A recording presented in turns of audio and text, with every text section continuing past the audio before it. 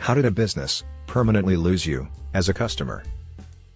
I had been a Wells Fargo account holder for 13 years. I started with a joint account with my parents as a teenager, and later opened my own accounts and closed the joint account. My brother also had a joint account with my parents that he later closed when he opened his own account. He didn't really use his account with them, and it was sitting empty. Fast forward to me being in law school and broke as a joke, and my brother's account overdrawn because of some fees they were hitting it with. Wells Fargo decided to pull money from my almost empty account to cover my brother's overdrawn account. The only link between my account and his that we both, at some point in our lives, had joint accounts with my parents, even though they were both now closed. Wells Fargo was wholly uninterested in listening to any sort of reason, and repeatedly stated that this was their policy, despite the absurdity. My brother reimbursed me, but I closed my account and have refused to do business with Wells Fargo on any level since. Kroger recently got accused of shoplifting while using the self-scan checkout when a bag of tortilla chips wouldn't ring up. I pressed the assistance needed option to ask for help to ring it up, and the employee came over. Instead of just looking up the item for me, they sat for 5 minutes, watching the video recording from the self-scan, then asked me, "So, you're playing games, huh?" "Yes, I called you over, specifically, to help ring up an item I wanted to steal." Kroger. Never again. Last time I went to Panera, it was $40 for 2 of us. My soup had no solids in it, my sandwich had a pitiful amount of ingredients, the employees were rude AF, as if we inconvenienced them by walking in the door. Never again. Panera. I'll never go there again. Because they almost killed me with a bacon turkey bravo. Food poisoning so bad, I thought I was going to die, and was too sick to call for help if I did. I called the manager to report, and he threatened to sue me for slander and libel. Report it to county health authorities, not to the manager. A local chicken place made my aunt and nephew sick. I called to tell them that we didn't want anything, just a heads up that their food made people sick. The owner was so incredibly rude that I called the health department. I got a call within an hour from the inspector that the place had been shut down due to numerous violations. It was quite a while before they reopened. Vivid seats. I purchased a floor ticket for a concert and was sent a mezzanine, second floor ticket, and unfortunately didn't notice till I got to the concert. Obviously, floor tickets were way more expensive than the ticket I received. Vivid Seats refused to refund me because the seller fulfilled my order. Apparently, doesn't matter if you don't get what you pay for. I filed a chargeback with my credit card, and just found out this morning that I won. I won't ever be using them again. Customer service was horrible. Target stopped me at the door because they thought they saw me putting products in my pocket. Knowing there was nothing whatsoever in my pockets, I let them do the whole rigmarole before turning my pockets and revealing I was putting my effing cell phone back in my pocket. People have effing pockets. You don't need to accuse people loudly in front of other guests unless you're absolutely sure. Can't they get in trouble for stopping and falsely accusing someone of theft? Yes. Additionally, store staff, even managers, are not allowed to stop suspected shoplifters, even if they set off the alarm at the door on the way out. The only person in that store who is allowed to detain you for any reason is their loss prevention officer. The cashier who rang you up, the employee who checks receipts at the door, the shift manager, the store manager, the district manager, not even the president of the company, are allowed to stop you for suspected shoplifting, without a loss prevention officer present. If you set off the alarm because a cashier failed to deactivate an inventory control tag, you are legally within your right to keep walking. They are not allowed to follow you out of the store unless it's their store's loss prevention officer. Source: worked U.S. retail for a decade. Reminded me of a story that happened to one of my co-workers. I worked at Lowe's, and our employees regularly visited the Home Depot across the street to check prices on identical products for price matching purposes and for keeping our prices lower. One of our employees used a breathing apparatus 24/7, with the machine in a backpack and a tube that went under his nose. One day he was leaving the Home Depot, and his pack set off their alarm at the door. He was detained by management, not legal, but he complied. However, he refused to allow anyone to check his backpack that contained only his breathing machine. They said he would have to wait for a police officer to arrive. So he did. The cop checked his backpack, saw nothing had been stolen, and went on his way.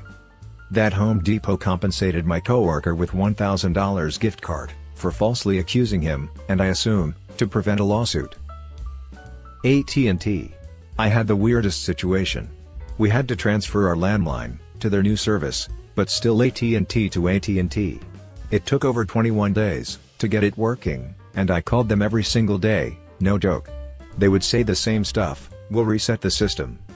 I decided to cancel it, then said, "Well, you need to pay for the cancellation fee." I'm like, "But you guys lagged so long that it made me cancel." Did not budge at all and said, "Well, you missed the deadline." Cancelled, AT&T Internet, phone, cable. Cancelled, AT&T Business Internet/phone. Cancelled, AT&T Mobile. I understand I'm just a number, and won't bring down their business, but you ain't getting another dime. Edit. Wow. Didn't realize the hate. I thought this only happened to me, lol. Love the stories, spent about half an hour reading it. I'm currently with Xfinity/Comast, which still gave me issues, but I'm not screwed that much yet. They are currently charging me to 2 lines, I did not approve, and did not request. They have charged me for 2 phones that I didn't order, didn't receive, they verified were never activated, and they see were never ordered, or requested. The employee said it was insane, and helped me file fraud reports. AT&T said, it wasn't fraud. Employee helped me file a second claim. AT&T said, they were going to report me for attempted fraudulent activities. I told them to, please do that, so I could show all of the email communications of me, reporting all of these things. Employee, trying to help, couldn't believe it. I asked, about canceling the phone lines I didn't order. They said, it would make my bill go up $30 a month. As soon as I'm physically able, I'm going to hire an attorney. Yes, we're just numbers, but someone is scamming a lot of people, and getting away with it. Auto Trader Online. Bought a car out of state, and they never transported it. They also never handled the paperwork. Seller and I had to do it all ourselves. Weeks of phone calls with Auto Trader, ending in, we promise, doing that now, just shipped, you should hear from them within X hours. 2 months. Nothing. Never again Auto Trader. I don't believe your lies. Thank goodness, seller was a decent human. I listed my car with them and got nothing but attempted scams. No, I'm not going to ship the car with your excess payment, that scam is well known. The one with the fake website offering VIN reports isn't as well known, but pretty damned obvious. So, no, I'm not going to enter account info there. It was $50 down the crapper. The $5 one on Craigslist worked much better. Glassdoor. Their F. Make you leave a review to read reviews. On top of that, they delete reviews posted by employees. I just want to know if the company I'm applying for is a hellhole. That's it. Glassdoor has really gone downhill. I recently tried signing into it for the first time in a while, and it's not letting me continue until I set up a community's profile. I don't want to do that, and I just want to look at job listings and ratings. It doesn't need to become a social network. Back in the day, I wanted to buy the Chrono Trigger port for DS, so I went to the local mom-and-pop game store. When I asked for it, the clerk laughed at me for even asking it, because there's no way I would find one in town without a pre-order. Left that store, and went to Walmart, and they were fully stocked. I went back and showed it to him and told him he's an idiot, and that he had lost a customer for treating me like an idiot. Some of those mom-and-pop game shops are the worst. I went into one, who would rent out tables to play board games on, for $10 per hour, in a town where anyone with a pulse could reserve entire classrooms at the local college for free. Hell, most of the times you didn't even have to reserve a room, and could simply walk into an empty room when classes weren't in session. I ordered carryout from a French restaurant in Pittsburgh early in the pandemic. The order was around $120. I gave them my PayPal debit card number. When I got to the restaurant, I added a bottle of water, which changed the amount I owed to, say, $127. So, they processed the 2 orders for a total of $247, which I did not realize until sometime the next week. It took over a month to get my first $120 returned to me. The owner of the shop could not have been any nastier, saying, it was my fault. Never have I ever gone back there. Hertz. For claiming their cars were stolen, and then getting warrants placed on said car renters. When my car had the hood replaced under warranty, the dealer gave me a rental through the local enterprise office. I guess they scheduled 3 days, but the work took 10 days, so when I finally returned, the rental enterprise said, "Oh yeah, we were wondering when you'd return."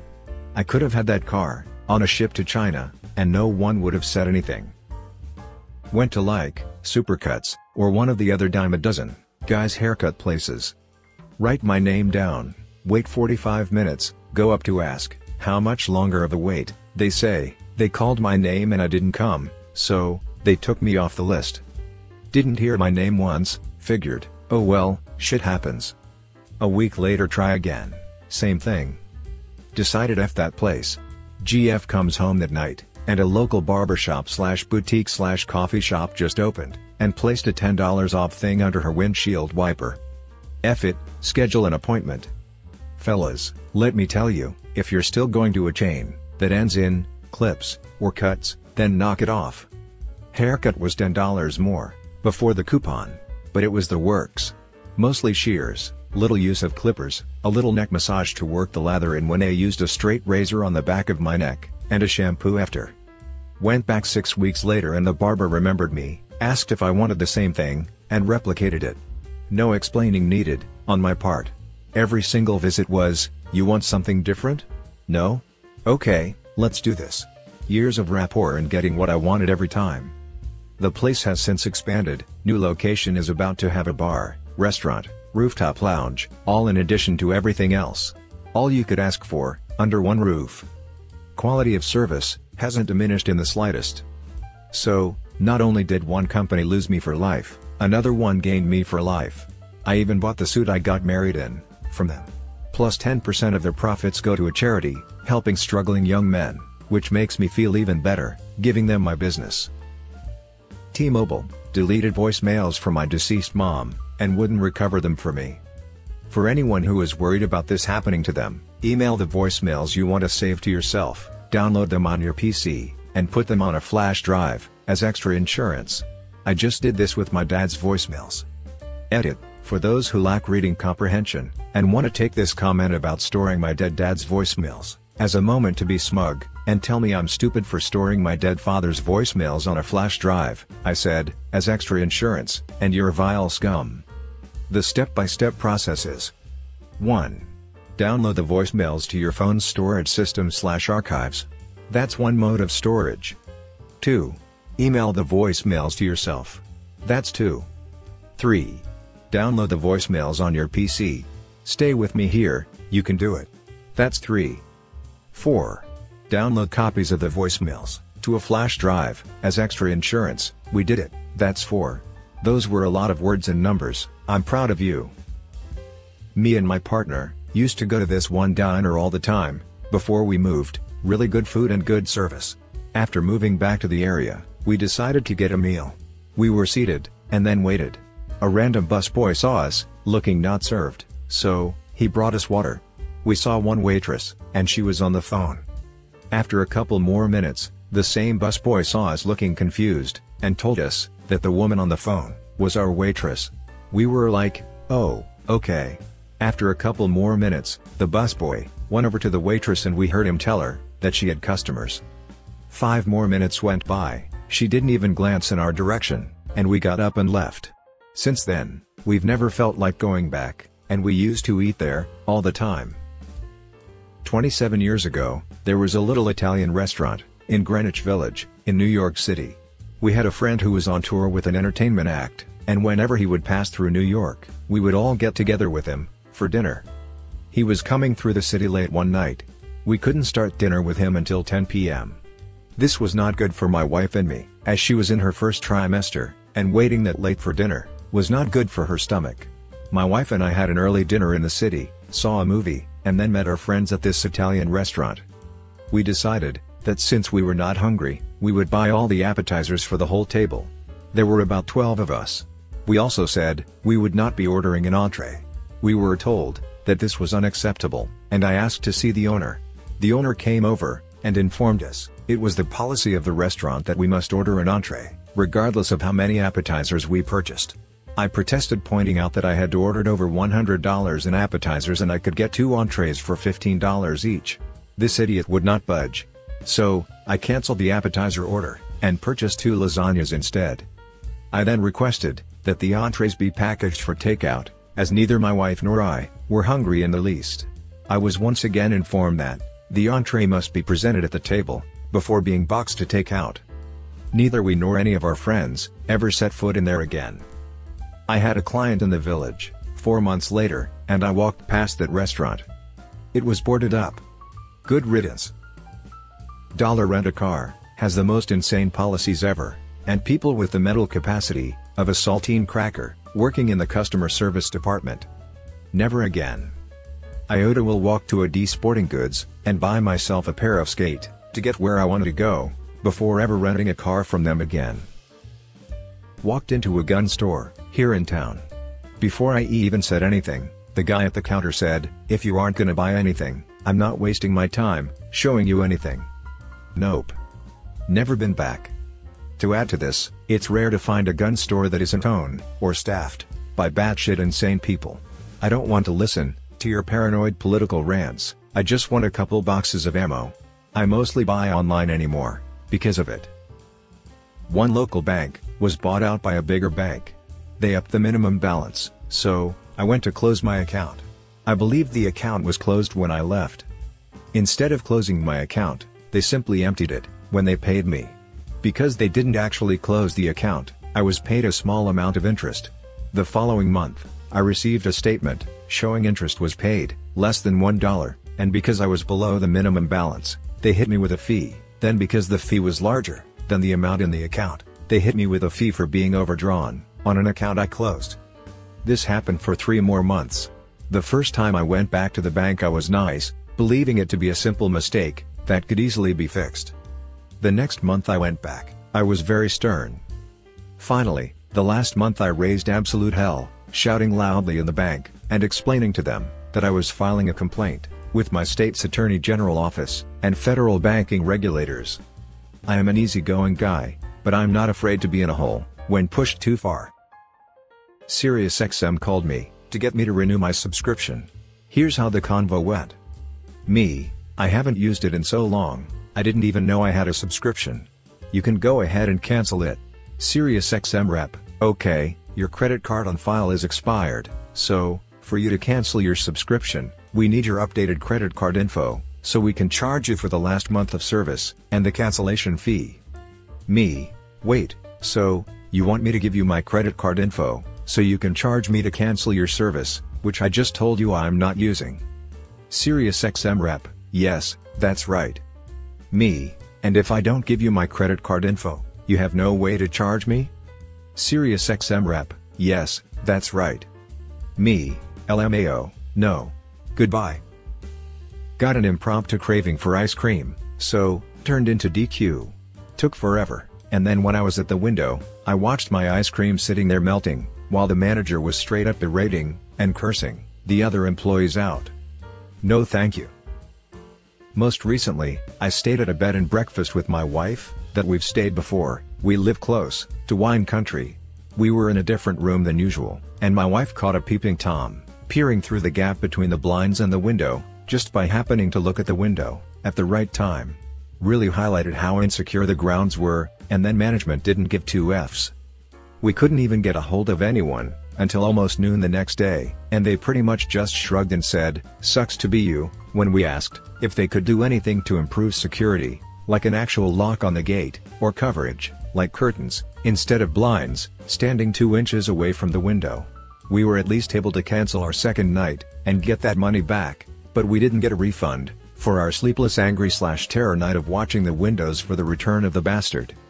Moral of the story is, if you go to Napa, California, don't stay at the Hennessy House. Local pizza place near my house. They have a 13-year-old working the front. Got pizza from them regularly for a few months, then 5 times in a row, my order was messed up because the kid entered the wrong info from the website. Last time it happened, I arrived just on time for my pizza to be ready. They said they just put it in the oven. 15 minutes pass, and they hand me a box with a burnt-ass Sicilian pizza in it, saying they're sorry. I didn't order Sicilian. They scraped a bunch of slices, from the counter up, into a box, and gave it to me, along with the Sicilian. The burnt-ass Sicilian was better than the decrepit counter slices. Glad I quit going there too. There's a shop even closer, that I found, that has the best pizza I've ever had. Actually waiting on one from them, right now.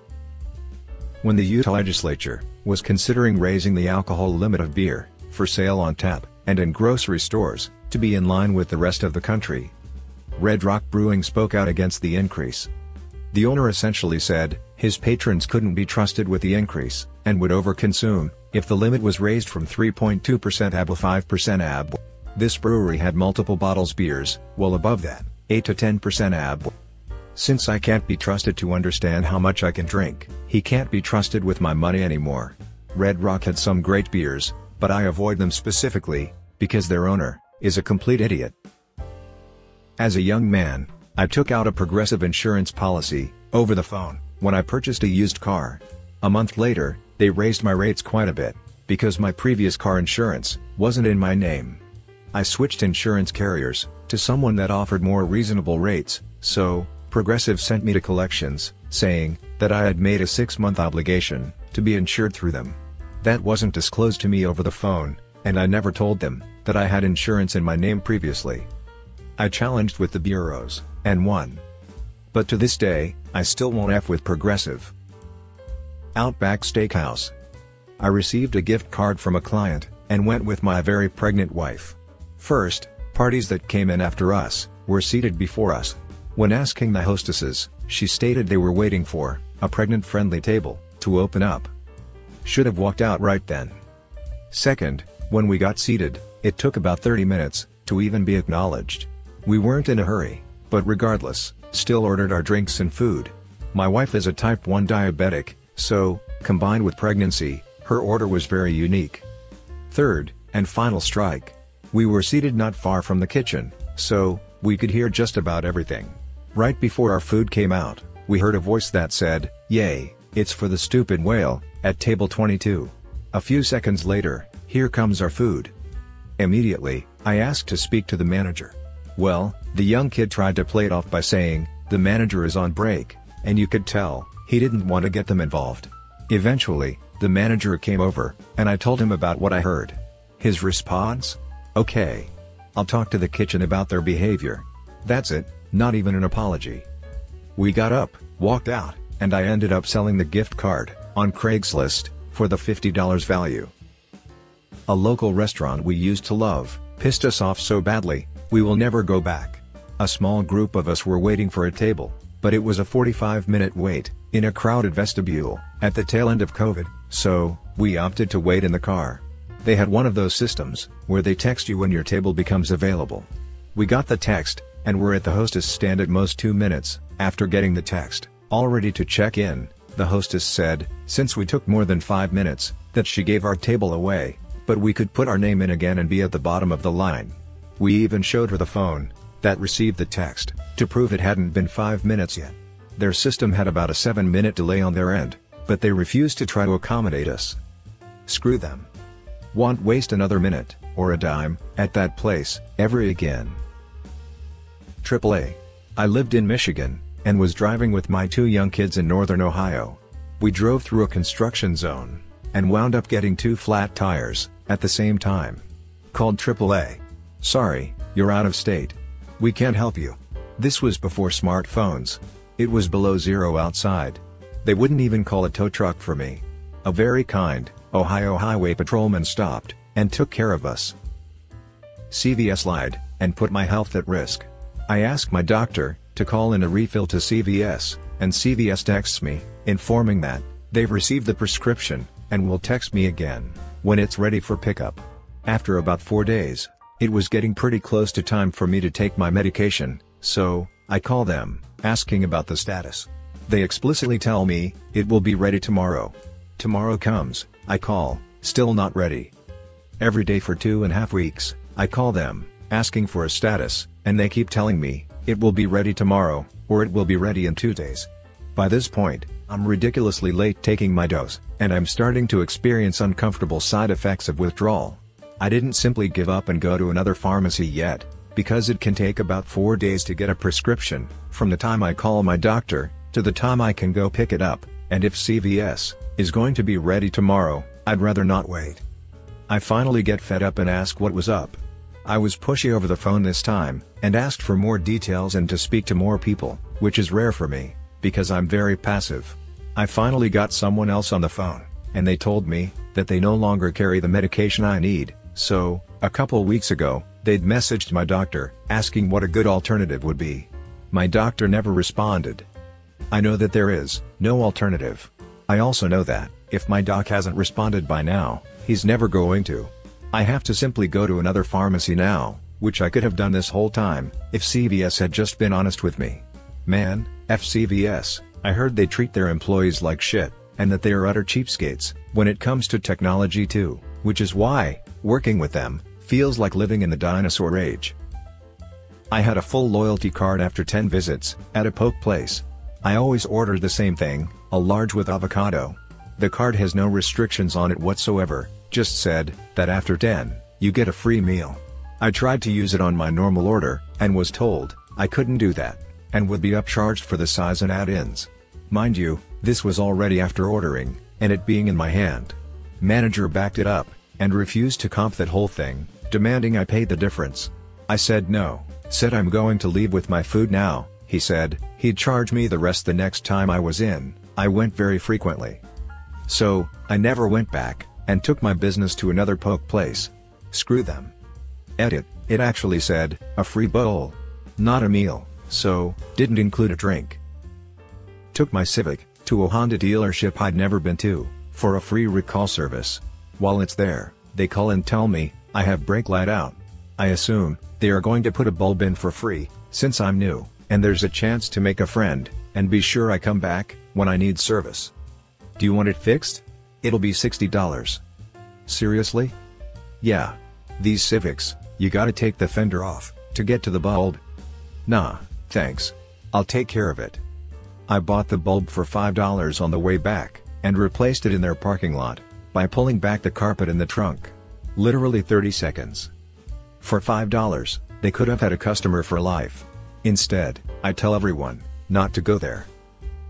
I called and made arrangements to get the battery replaced in my phone. Salesperson on the phone confirmed they had them in stock, so I made an appointment to get it done. Arrived at the store, they proceeded to tell me there wasn't enough time that day to complete the job. They claimed the job took 2 hours, which seemed like a long time. But anyway, I rescheduled for another day. I arrived early and the same salesman who I spoke with previously asked what kind of phone I had. I said, I have an iPhone 12 Pro Max. He disappeared into a back room and returned a few minutes later and said, I'm sorry, we don't have that battery in stock. This was after telling me, on 2 separate occasions, they did have it in stock. So, I asked when they would have them in stock, to which he replied, we are getting a delivery tomorrow. Okay, I said, can I make an appointment when they come in? So, my appointment was for the day after the delivery. Showed up early on the appointed day, gave my information, and the same salesman again asked me what phone I had, and he said, iPhone 11, right? I replied, iPhone 12 Pro Max, whereupon he turned a little pale. I repeated, iPhone 12 Pro Max. He looked down, and I knew what happened. I looked at him and I said, forget it, and headed for the door. The manager followed me and said, sir, please wait a minute, we'll get you sorted out. I told him, I gave you 4 chances to get this right, and you didn't. And I walked out of the store. Never again.